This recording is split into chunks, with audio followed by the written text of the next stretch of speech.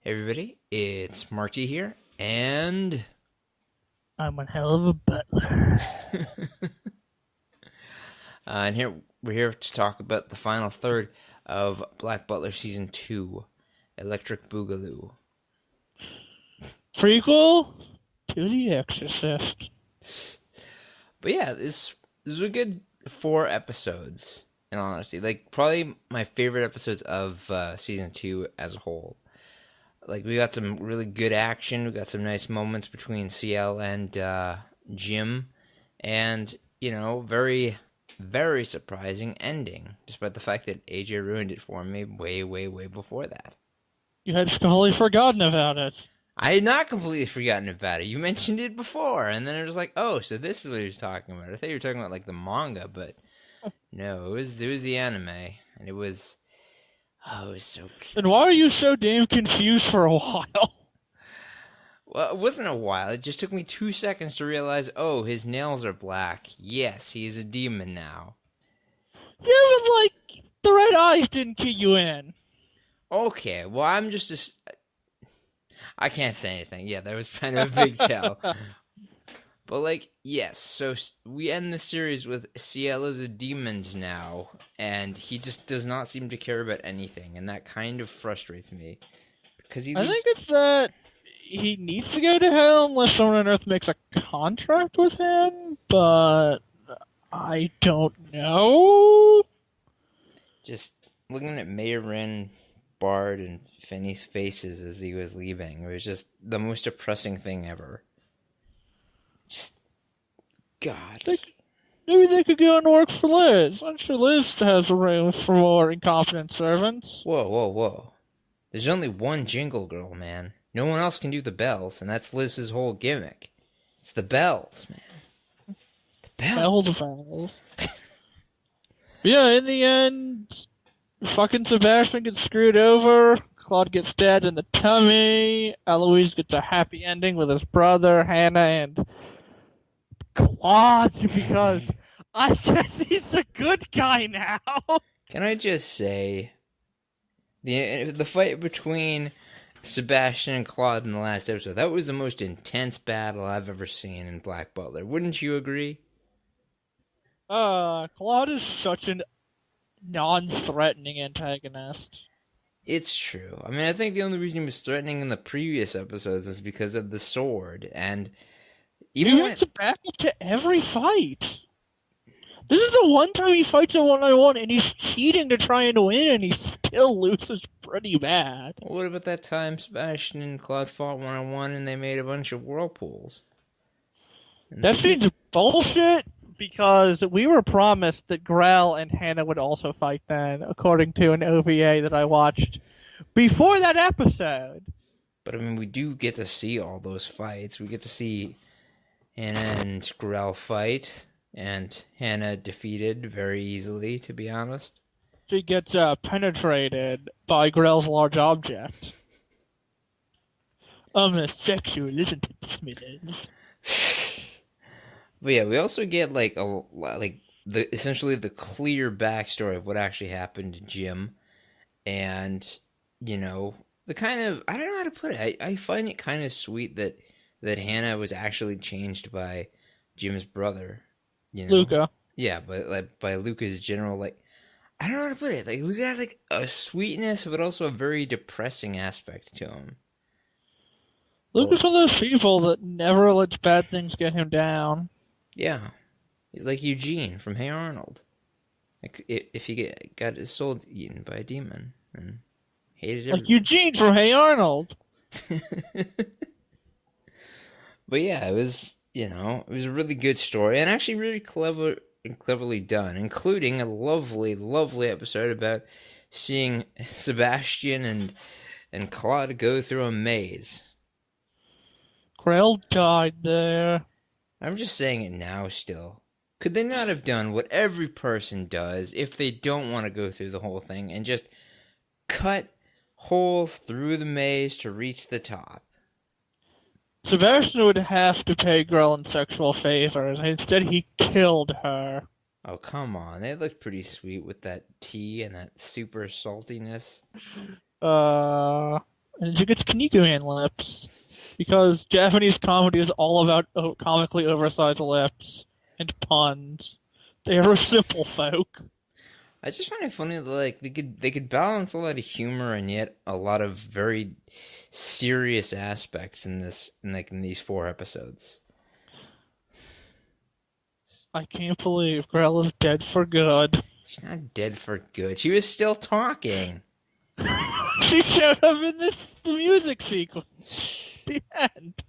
Also, we see Grell also return with her amazing camera. Good stuff. It is kind of sad that Grell gets taken out. I mean, I guess the thing is you need to get rid of the comic relief for it, but I don't know. I feel like this mighty duel does not deserve seriousness. I think it was okay. I mean, don't get me wrong. Like Claude went down like a pat. He was easily defeated. It's just he was a joke. Yeah, it's like I don't think either of us at any point in the entire series took him as serious as a threat. Like, I started taking Claude maybe not seriously as a threat, but I started despising his character after episode 8, where he just outright kills Jim with like no remorse at all. He's a good butler. Good butlers kill the master. It's how butlers work. Also, we learned Jim, knows the concept of crossing your fingers when you make a bet or a deal. You're talking about Claude. Claude, damn it. Sorry. I don't know why I said that. Point being, Claude's a cheating butt. He's a butt. A huge fart. But yeah, everything else that goes on, I think, really works well. And if I can say this out loud, I would say this would make a perfect ending to the anime. And I do kind of wish we could just stop here, like this would be it. But no, we have a lot of OVAs to watch, which, I mean, this doesn't necessarily affect the main story, but we also have Season 3 and the amazing live-action movie to watch. Oh, that's gonna be great. Oh, you know it's gonna be great. We're going Season 2 OVAs, then live-action movie. Oh, God, it's gonna be bad, isn't it? Not the OVAs, although, I don't know, I haven't seen any of the OVAs. Okay, the OVAs are, off memory, basically one of those DVD interactive tour of the mansion kind of things. A fake behind-the-scenes thing where everyone's played by an actor that looks identical to their character. Because that's a lot of great jokes. 2 Ciel in Wonderlands. A backstory about Will that's mostly just an excuse to have more Grell and explain a bit more about the Reaper Society. I mean, like, Will gets no development at all in it. Because he's William T. Spears, he has no personality. Yes. And one at the Trancy Mansion wherein the 3 purple hairs actually get dialogue. Good. These guys were like the blandest characters ever. But yeah, just to sidetrack a little bit. I saw my favorite scene with Will in it within these 4 episodes. And it shows the fact that Will is actually terrible without his glasses. Well, I mean, it's canon that all Reapers are like that, but he's the only one that constantly stops to adjust his glasses and completely stop moving. Yes. Also, we get introduced to Ronald, who I get to see for the first time, who is constantly mentioned by this guy. My boy Ronald! What fucking boy. And I'll be honest, he was worth the wait. I actually really like him. I wish I could see more of him, but that'll have to wait till Season 3. Yeah. He does show up in the circus arc, though, so you'll get a bit of him in the circus arc. Alright. Also, his entrance is really great, and I like the fact that he rides his lawnmower like a skateboard. The next Die Hard Reaper! He's sure as hell not having overtime.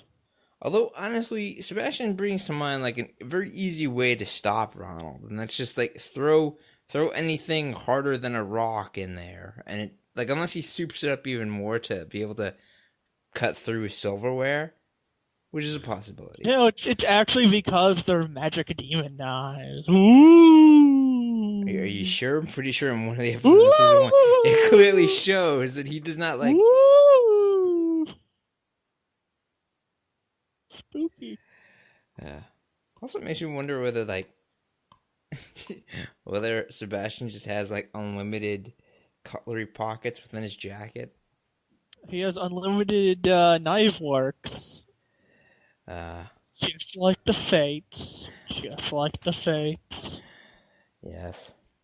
I think it would still do just as good if you just used like really cheap silverware, so it wouldn't matter if it broke.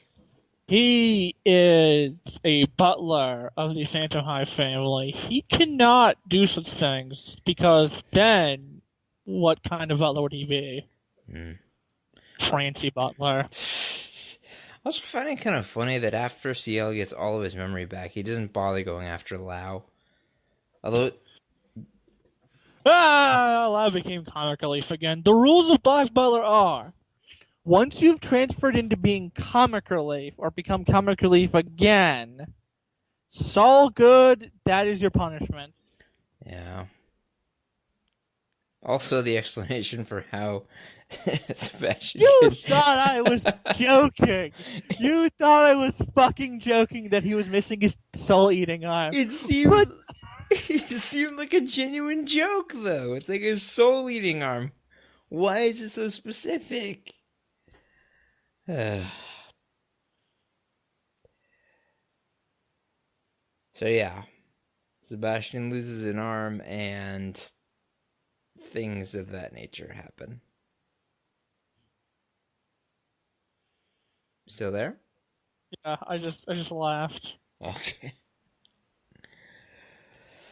But yeah, so I think that sort of makes sense. It has to be like the arm that had the contract made on it. So I guess that kind of makes sense. So you should always write your demon contract on, like, your chest or something. Hard for people to remove your chest. Wait, do you actually get to decide where the demon contract goes? Well, I mean, Ciel gets to decide, so I'd assume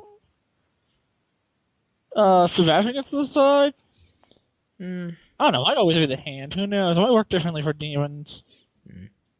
In any case, I'd say a fine 4 episodes and a good finale to the series if it were the actual ending. But no, it isn't. We're gonna get so much more crap, aren't we? It's gonna get hella dark. But yeah, just to get my final thoughts on like the characters and everything else. Like I think we're planning on doing a Black Butler extras. No, I do like a thoughts on each character separate. Yeah. We're probably gonna do that eventually, but like not on Claude though. He gets none.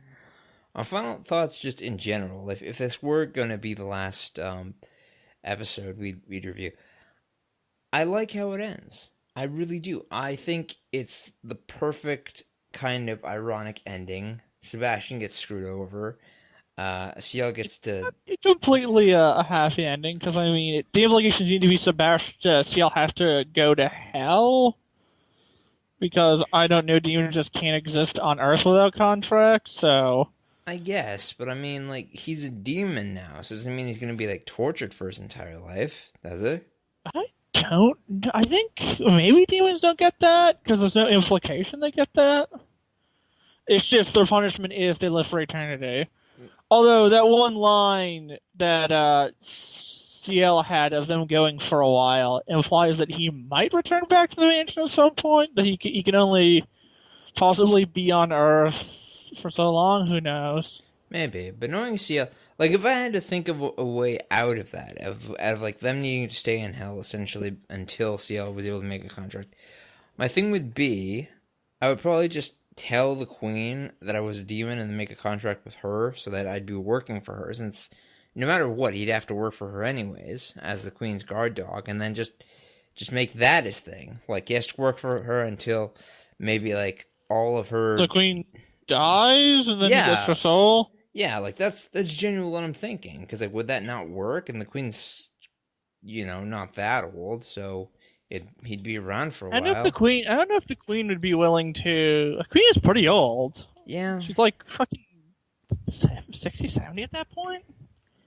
I'm just saying, like, if we had to write our, like, if we were the writers and we had to write ourselves out of the corner, that is what I would. It'd probably be Lizzie foolishly make some sort of deal with CL, and then to bring him back. Yeah. In any case, though, I like Hans. I will say the people I feel the most sorry for are CL's servants, who just seem so like completely distraught by the fact that he's leaving for essentially like infinitely. Like he's gonna be gone forever, and they can do whatever they want, which is nice. I do like that he essentially leaves him with the house, and we even get to see my favorite character at the end of the episode. Mr. Tanaka, who we haven't seen for most of the season, and that really He's been disappoints living in that basket the whole time. me. Oh. Yes. But yeah, that's how I overall feel. I like it. I consider it a pretty decent ending, and I don't plan on reading the manga, so whatever's coming up next is a big surprise to me. God, Yeah, can I not wait for the school arc to get its animated adaptation? The school arc is the high point of Black Butler writing. I'm intrigued. So, any final thoughts? Oh damn! I was gonna generate a Chuck Tingle book title to end this with, but I can't think. I closed the thing. I sent you a message then, Mark. You should read it right now, aloud, without thinking. Ravished, ravished by a nutritionist Mongolian deathworm. That's a tingler. See you next time, everyone.